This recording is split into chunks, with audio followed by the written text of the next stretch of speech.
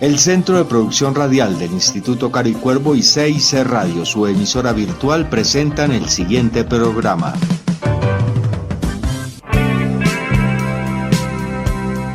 CIC Radio presenta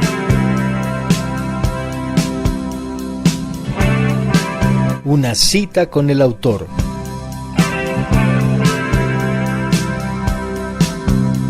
Conduce Angélica Pinzón.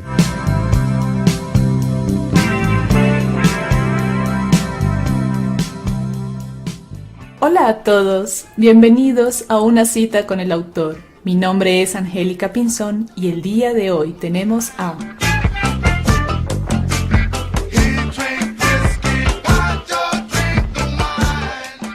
Daniel Pérez es argentino, nacido en 1971, escritor, fotógrafo, dicta talleres y coachea a escritores. Es premio Felipe Aldana de poesía, fue invitado a varias lecturas, incluyendo festivales internacionales. Poemas suyos han sido traducidos al polaco y al ruso, entre otros. Tiene más de 20 libros editados y dirige la audiorevista digital Somos, la palabra y la poesía. Te agradezco mucho que estés con nosotros el día de hoy, Daniel. ¿Puedes contarnos de tus inicios en la lectura y qué autor nacional e internacional te es indispensable? Bueno, primero déjame agradecerte a vos por invitarme, a Caro y Cuervo, y por supuesto a Manuel Quirós por la irresponsabilidad de brindarte mi contacto. Ahora sí. De pequeño tenía un tío que trabajaba en una librería y siempre me regalaba libros. Pero cuando descubrí que me gustaba la literatura, me marcaron mucho escritores que todavía hoy siguen siendo mis faros. Ted Hughes, su libro Cartas de cumpleaños, Federico García Lorca con Poeta en Nueva York, Juan Gelman, y ahí de Juan Gelman me gusta toda su obra. El otro día me reía con una escritora que trabaja conmigo porque me quedan solo unas pocas hojas de una antología de Gelman que se ha ido desarmando a fuerza de lecturas, relecturas, y se han ido perdiendo las hojitas en mudanzas, y me quedan 10 hojas, 10, 12 hojas, no consecutivas, de toda la obra de Gelman. A eso quedó reducido su antología después de 30 años. Julio Cortázar, Rayuela me impactó, y por supuesto Gabriel García Márquez.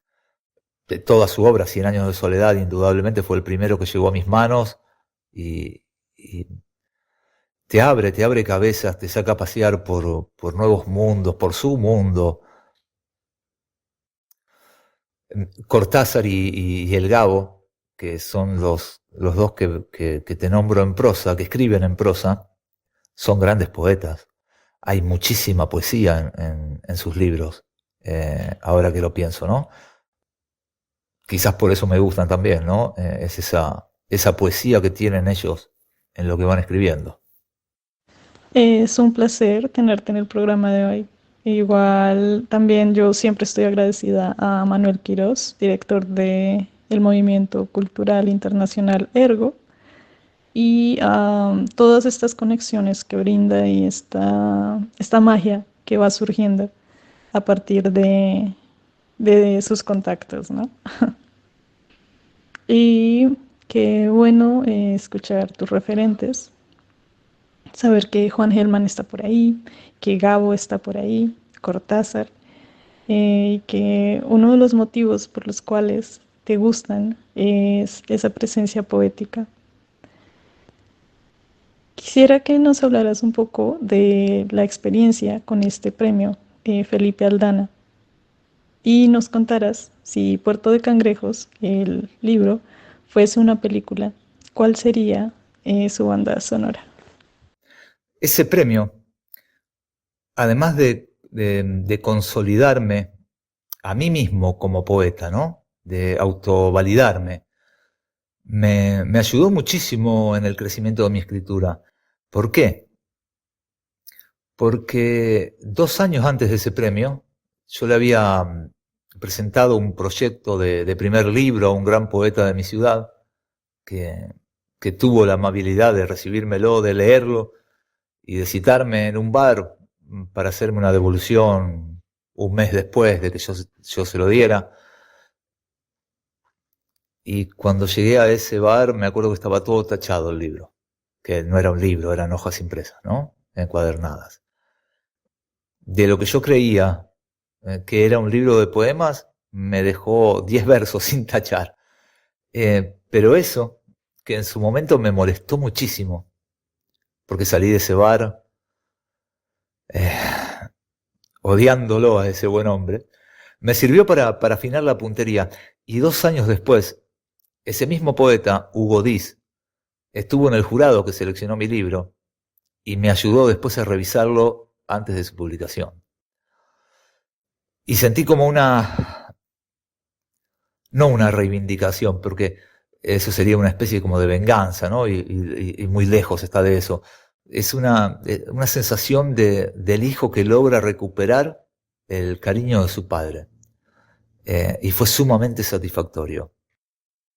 Creo que eso fue más satisfactorio que el recibir un premio. También, bueno, fue importante publicar, fue mi primer libro publicado, eso también fue importante. Y banda de sonido, indudablemente, rock nacional argentino. Charly García, Fito Páez, Virus, Soda Stereo, músicos que me acompañaron en mi juventud y que de alguna forma están presentes ahí. Qué bonito ese reencuentro, esa casualidad y como esa reconciliación con alguien que inicia corrigiéndote tal vez y termina premiándote. Me parece una buena historia. Siento que en sí puede ser un buen cuento, como tal la anécdota, así como me la cuentas, y no sé, adornarla un poco, llenarla un poco, pero tiene un carácter muy narrativo. Y me fascina que menciones a Soda Stereo como una posible banda sonora, porque es de mis grupos favoritos, de mis artistas favoritos, es Cerati y es como un artista de toda la vida que puedo dedicarme a escuchar para siempre y repetirme 1000 canciones y siempre ir explorando como todos los matices que alcanza. Y por ese motivo vamos a escuchar una canción de Soda Stereo. Sé que es algo temprano para música, pero tú me das pie para ello y lo voy a aprovechar. Entonces escucharemos Ella usó mi cabeza como un revólver de Soda Stereo y posteriormente me gustaría que nos hablaras un poco de traducción, de esa traducción que se hizo en tu poesía y si sientes que se mantiene la esencia.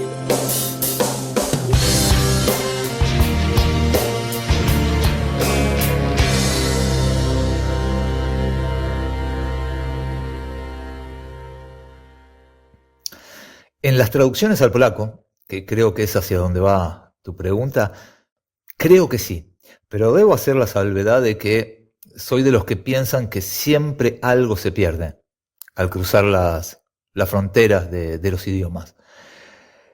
En la traducción de mis poemas al polaco, que hizo una poeta polaca, Kalina Isabela Sioła, me estuvieron consultando.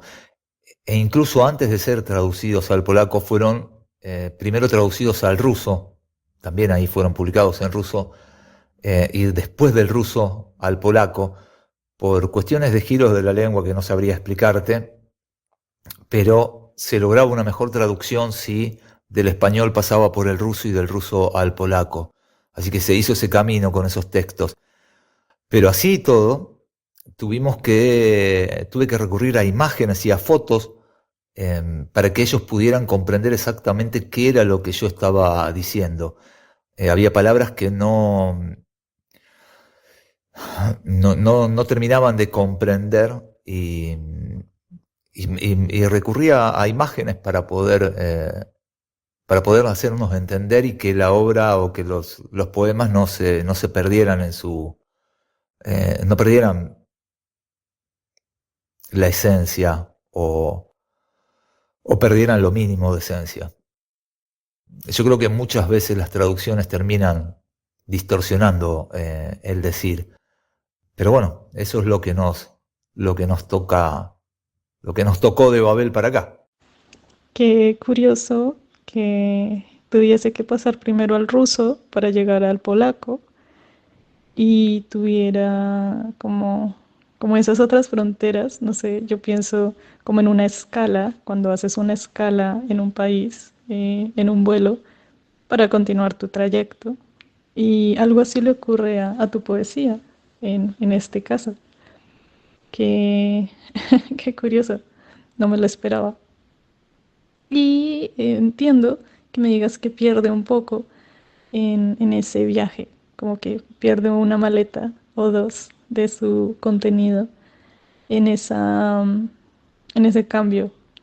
Entonces, bueno, es toda una experiencia, ¿no? A continuación, vamos a escuchar el poema en polaco.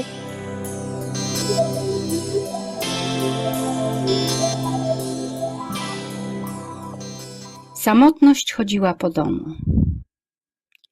Samotność chodziła po domu, dumna i ze skrzyżowanymi ramionami, szanowała ciszę, jak zwykle robi się to na czuwaniu pogrzebowym, patrząc na mnie z ukosa, ale nie ze złością i z tym niepowtarzalnym zapachem królika przejechanego po drodze. Samotność ubrała się w koronki, żebym się zakochał. Ich przejrzystości zrobione były ze strachu. Byłem boso i między palcami nóg miałem małe białe kwiatki, a pszczoły w moich maskach zebrały się wokół nich, żeby ukraść pyłek, podstawowy surowiec mojej bezsenności. Samotność mnie kochała i mnie nienawidziła.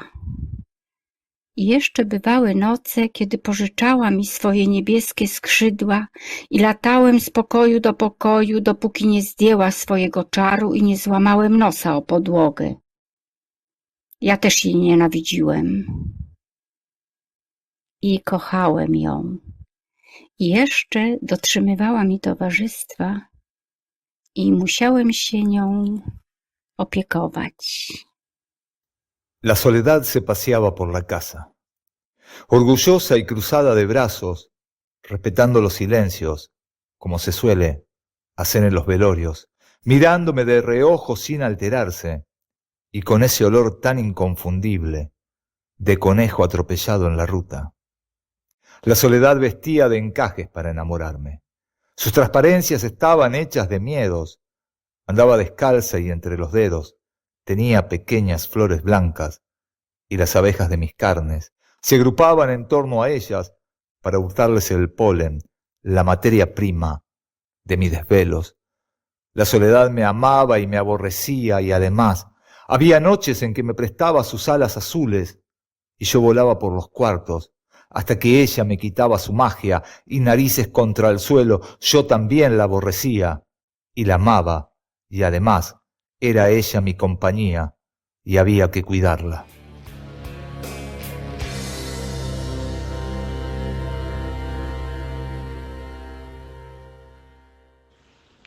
Y qué bueno iniciar el programa tan temprano con la sección de poesía bilingüe y que sea del mismo autor. Eso siempre le da algo nuevo al programa y me gusta mucho cuando pasa. Además, me da la oportunidad de traerme de una vez un verso que me ha gustado mucho de tu poesía, que dice: la soledad vestía de encajes para enamorarme, sus transparencias estaban hechas de miedos. Y no sé, me hace pensar como en una barricada que uno se hace, una serie de capas que uno hace con el miedo y se aísla, ¿no? Se hace una ínsula, se hace un espacio ajeno a los otros mundos. Y me gusta mucho también, por supuesto, este recurso de darle una personalidad a esa sensación y darle una historia, como otra vez un poquito como narrativo, y me gusta mucho eso. Además, me recuerdas esta canción de Jorge Drexler que habla de la soledad y dice, qué raro que seas tú quien me acompañe, yo que nunca supe bien cómo estar solo. Y llega tu poema y le responde, ¿no? Con mucha propiedad sobre esta manera de elevarte que también nos mencionas. La soledad no solo como ese espacio de pronto que uno evita, sino un espacio que también uno desea. Como a veces hace falta cerrar esas puertas y llenar el vacío de algo más que gente o conversaciones o algo externo a nosotros. Entonces, muy bien, me gusta mucho, mucho, mucho. Y qué bueno poder empezar con un poco de tu tono poético también, de tu voz a la hora de leer. Quisiera que nos cuentes un poco si tienes alguna recomendación desde tu experiencia como coach de escritores. A ver, ¿qué se podría decir rápido? Creo que no va por lo técnico. Que nadie tiene la verdad. Que cada uno debe escribir desde lo que tiene y cómo lo tiene, siendo totalmente honestos consigo mismo. No se trata de gustar a los demás, de buscar un like. Se trata de expresar el mundo que cada uno somos, que es distinto en todos, pero que a su vez tiene miles de puntos de encuentro con los otros. Es volcar las emociones, las sensaciones, pero encontrando un punto de equilibrio con el pensamiento. No, yo a veces digo, no es un vómito de emociones y sensaciones, tiene que haber un equilibrio. Y por sobre todo, entender la época en que estamos escribiendo y observar, pararnos a observar, a contemplar. A mí me gusta usar mucho esa palabra, contemplar, a escucharnos. La escritura es una pausa y por supuesto también siempre es una pregunta, nunca es una respuesta. Las respuestas cierran caminos, las preguntas nos abren miles de posibilidades. Un buen libro es el que te hace preguntarte cosas. El arte en general es eso, indagar, buscar, sin necesidad de encontrar respuestas. Es preguntarnos. Últimamente relaciono mucho la escritura como un espacio para la inconformidad. Y tú me cuentas que también lo creo, que también lo he escuchado en talleres, que el plan es preguntarse, ¿no? Estos libros de autoayuda o de motivación personal que te dan respuestas, como que tampoco te dan espacio para tú hacerte más preguntas, para hacer una creatividad o, no sé, hacer un trabajo más profundo de lo que está pasando. Y últimamente pienso mucho en esta palabra, ese inconformismo, esa queja, esa capacidad para decir, no me gusta esto y yo lo haría de otra forma. Y eso también habla un poco de esa pregunta que me dices, que aparece. Y hoy escuchaba, casualmente hoy, en un taller de narrativa, sobre hacer que el texto sea universal, un relato universal. Y, y me causó como, no lo sé. Es decir, yo sé que hay maneras de escribir y que la voz de cada autor va a ser diferente. Y si estás desde un espacio geográfico, desde, no sé, si quieres hacer un relato costumbrista, si quieres impregnar una voz a un personaje, a una historia, eh, es desde lo particular y no desde lo universal. No es un molde, no todos van a caber dentro de la misma palabra. Y más en español, que tenemos tantos colores para las palabras. Entonces, me recuerdas un poco eso cuando me hablas de una voz propia. Porque hoy, cuando escuché en el taller de hacer un relato universal. Pensé, esa incapacidad que tenemos, uno, para hacerlo, y dos, que no es un producto mercantil que se puede solo poner hecho en China y enviar a otro lugar. No, no creo que funcione así exactamente la literatura. O al menos la que me gusta, la que tiene variedad, tonalidades, matices, preguntas, que te hace preguntarte un poco más. Bueno, quería preguntarte, ya llegando a la sección de favoritos, sobre tu cuento, tu novela, tu personaje y poema o poeta, canción o grupo musical, lugar real o imaginario, palabra e idioma favoritos. Bueno, ya te nombré algunos de mis escritores preferidos, mayormente poetas. Yo escribo poesía y novelas. Por ahí van mis gustos, mis búsquedas. Música, escucho variado. Por ahí puede ser que el reggae me llame un poco más que otros estilos, pero en mi casa puede estar sonando reggae, como puede estar sonando Mozart, Sabina, o lo último en música urbana, trap. No, no le tengo miedo a la música, no dejo que entre todo y luego decido que se queda, pero no soy de esos que esto sí, esto no. Sí, por ahí, algo que en un argentino quizás se vea mal, pero bueno, no me gusta el tango. El tango es bastante, mucho pesar, mucho dolor hay en el tango, y mi vida es un poco así. Así que elijo quizás lo opuesto y por eso me voy para el lado del reggae si tengo que elegir algún estilo. Lugar en el mundo, eso lo tengo claro. Hay una sola opción para mí, el lugar en el mundo, el que estoy, en el momento que estoy y con quien estoy. Eso es así. Para mí existe un solo momento y un solo lugar, es el que estás. Eso lo aprendí a fuerza de infartos. Y digo lo aprendí y lo aprendí para mí, porque no creo que todos tengamos que tener un mismo sentir. Esto es lo que me hace bien a mí y quizás no es lo que le hace bien a otros. Pero yo aprendí a fuerza de infartos que lo que tengo es el lugar en donde estoy, es el momento en que estoy y si estoy con alguien.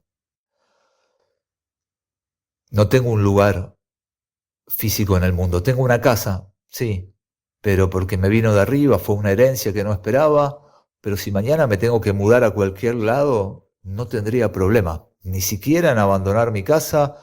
No soy un lugar, no soy mi casa, no soy las cosas que tengo, no necesitaría mochilas, no tengo, el lugar soy yo, de última, sin que suene egoísta. Yo me habito en mí, algo así sería. Y tu respuesta conversa una vez más con tu poema, La soledad. Y no, no tiene nada de egoísta, aunque ego sea yo en latín, no es necesariamente egoísta de una manera mala. Me gusta cuando lo mencionas como mi lugar soy yo, ¿no? Puedes estar en cualquier parte, en cualquier espacio. Tú no eres tu lugar, tú no eres tus posesiones. Y eso te brinda una libertad creativa y una libertad eh, enorme. Entonces está muy bien. Sobre tu música favorita. Ay, mira que a mí sí me gusta mucho el tango. En algún momento intenté hasta tomar talleres para aprender a bailar tango y como que sí conecto mucho con la música. Aún así, en el episodio de hoy vamos a escuchar a Bryce Ningen, que hace reggae, entre otras cosas. Y vamos a escuchar su canción A Tree para que los conozcas, son españoles de Galicia y creo que te va a gustar. Entonces los escuchamos y mientras tanto te dejo pensar para que nos cuentes sobre Somos, la palabra y la poesía. Si tienes alguna anécdota sobre esta audiorevista, ¿no? Audiorevista digital. Entonces escuchamos a Bryce Ningen y continuamos contigo.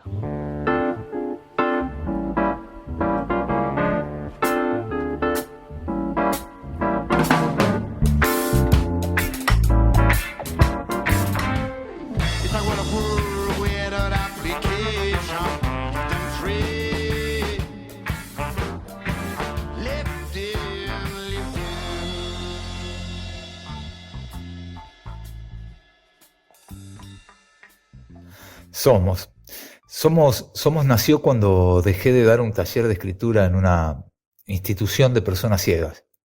No quise que al dejar de dar los talleres privara a alguien de la motivación a seguir escribiendo.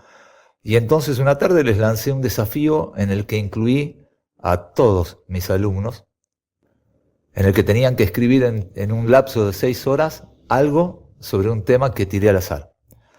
Al azar, aunque fue pensado.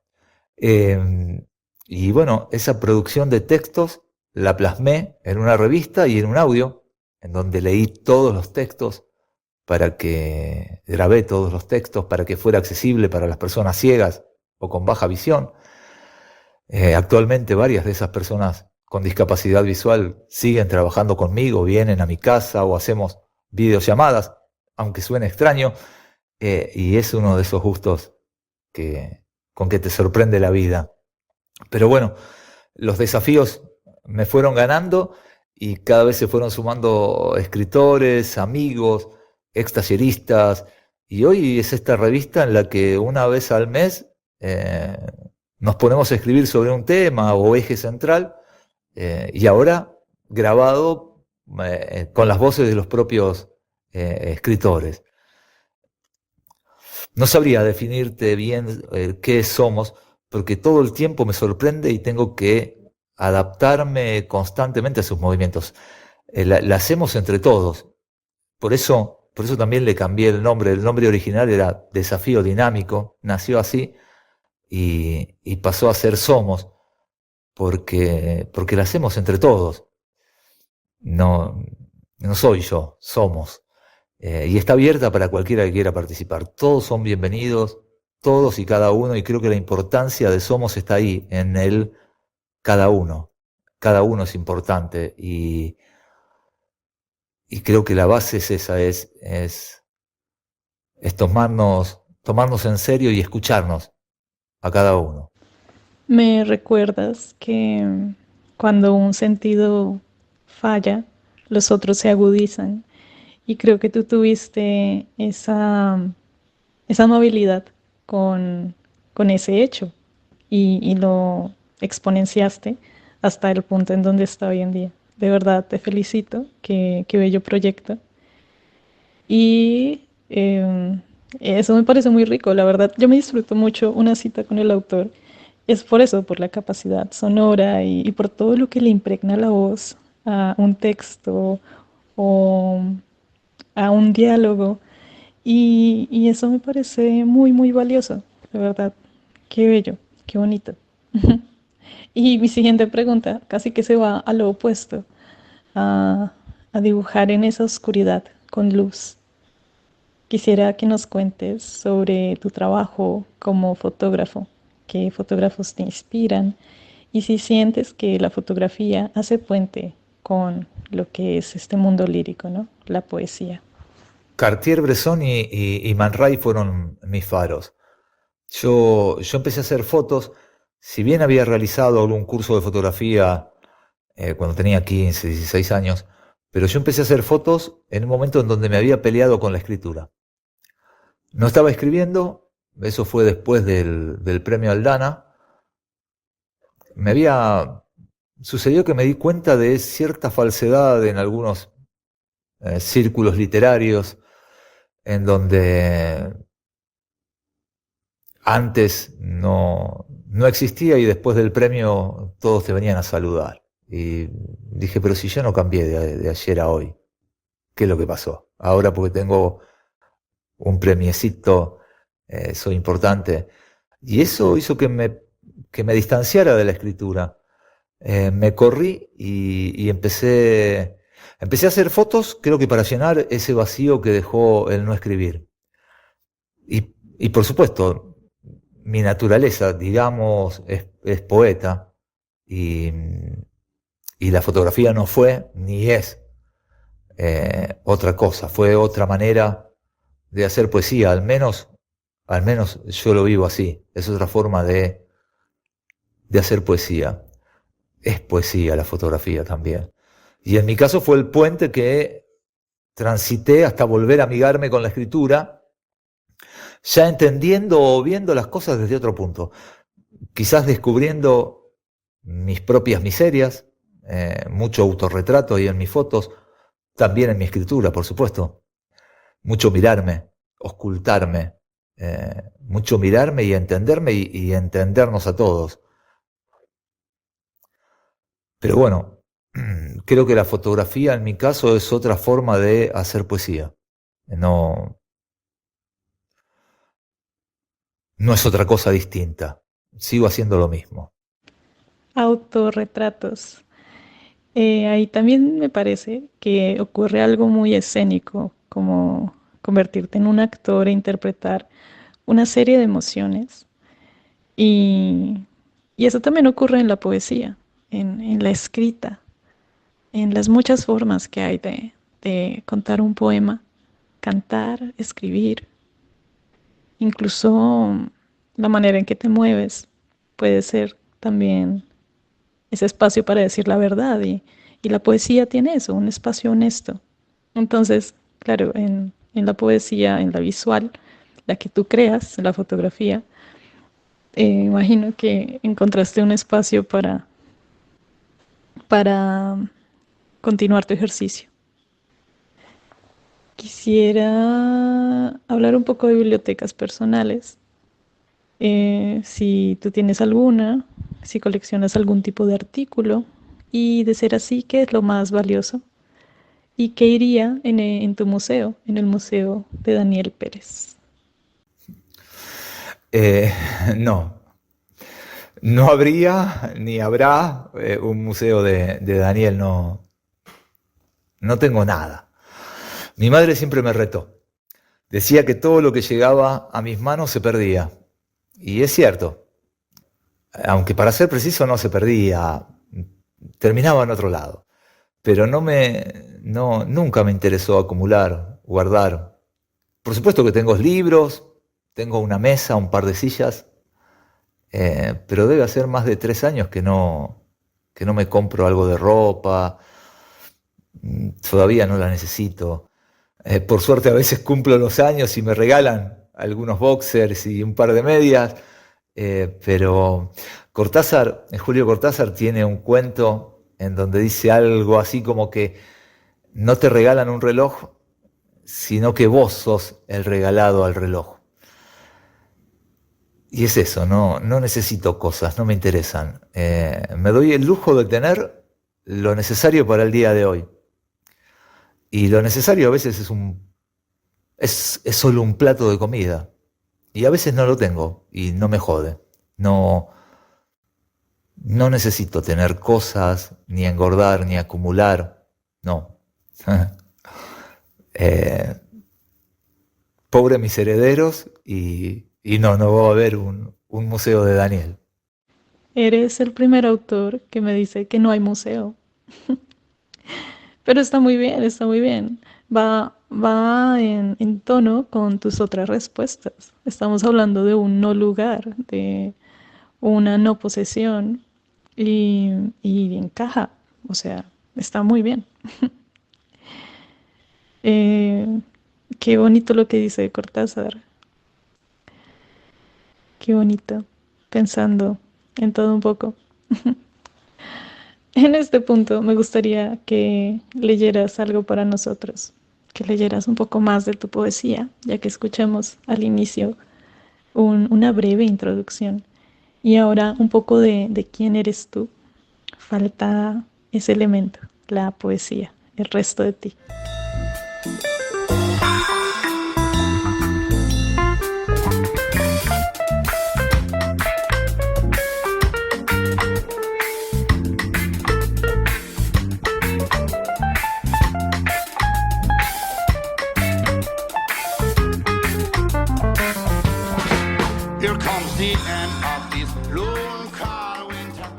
Si me arrancaran las manos, me dedicaría a la alfarería.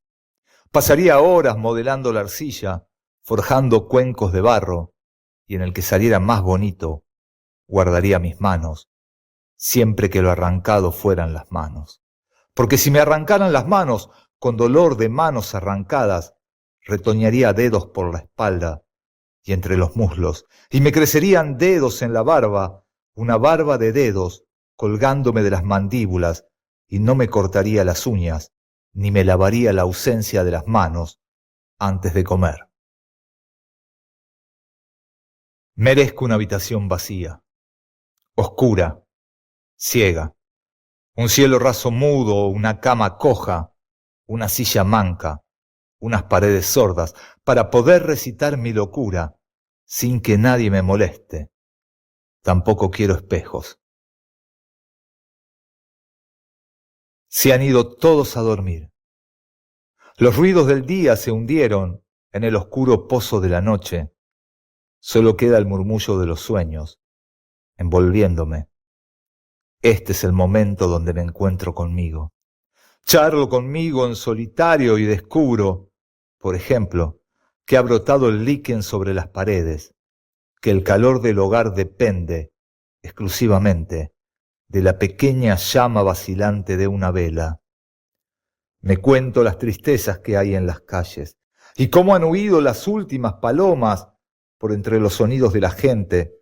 Me digo, calma, pocos son los que pueden regalarte su silencio para que medites tus tantas cosas. Todos tienen la sangre al borde del puño y el perfume de la bronca adherido a sus chalecos. Me exijo, mira, la luna saborea el agua del tacho de nuestro perro. Puedo perderte, mujer. Mi casa está llena de montañas. En sus cuevas habito. Mi único remedio es la poesía, ilegal y amurallada, borrada del vademecum, junto con el pájaro que canta y agoniza, la espina en el pecho y la sangre, roja, carmín, púrpura, burbujeante. La poesía es un trapo, donde Augusto se limpia los pies cuando vuelve de la calle. Alguien te lo recordará en mitad del cuerpo.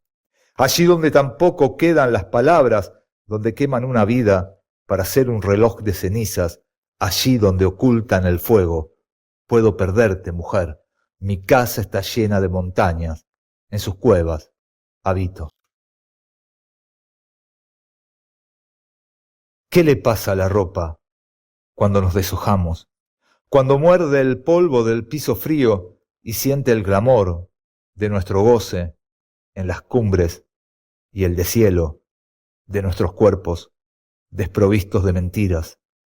¿Qué le pasa a la mentira que somos, desparramada al borde de la cama, cuando todo es vos y yo, y siente frío? No voy a sentarme a esa mesa a ver cómo destripan el sol. No podrán decir que no he caminado lo suficiente, que no me sacaba el alma y la estrujía hasta la última gota. Reconocerán que cuando huelgan las palabras hay que descubrir los silencios. Ese es el sustento de los sabios, no decir más.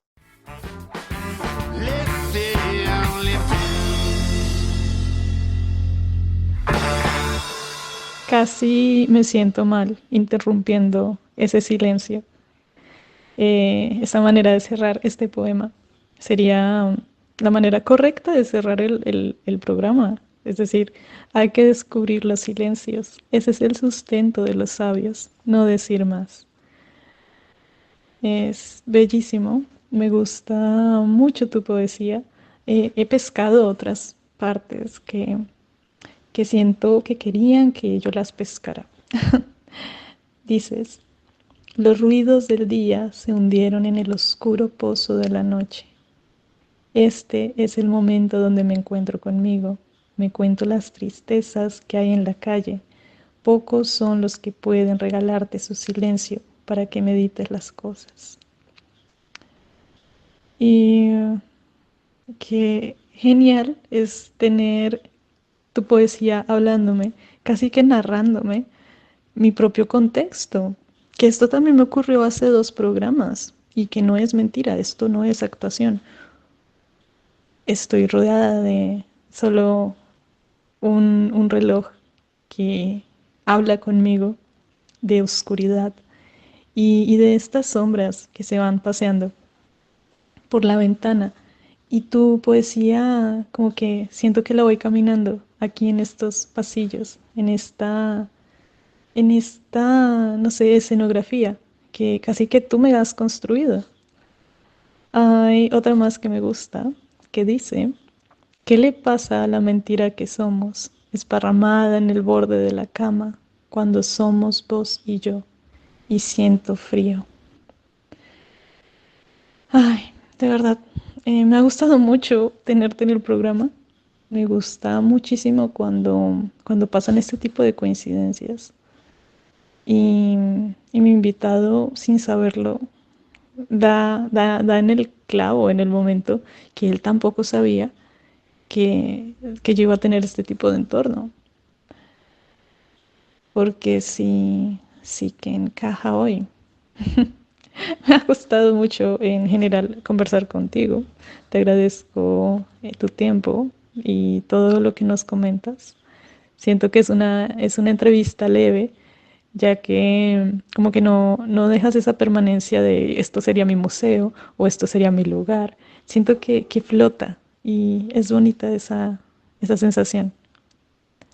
Como que te da permiso de ser algo un poco pasajero, un poco de un instante, de eso que tú nos mencionabas atrás, de estar aquí y ahora. Y esto ocurre hoy, un día que creo que voy a recordar por siempre, un día que le pone sello a muchas cosas en mi vida y solo Dios sabe qué será, pero este es importante. Y qué bueno que tu poesía tan leve me ayude a contrastar y como que quitarle tanta presión a algo permanente. Entonces, sin más, yo me despido. Qué pena extenderme tanto para decir adiós, pero me ha gustado mucho y espero con ansias seguir leyéndote y repetirme esta entrevista muchos años, porque te digo, la entrevista de hoy es muy importante. Cae en una fecha que nunca se me va a olvidar.